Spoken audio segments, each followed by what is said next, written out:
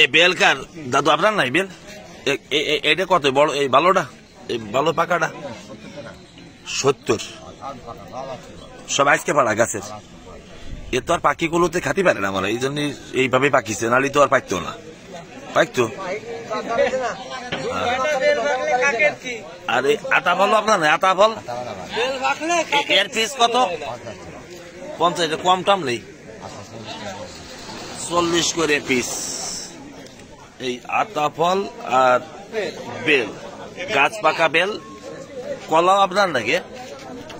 একটা কলা একটু খাইয়ে দেখতাম যদি আপনি একটু অর্ডার দিতেন।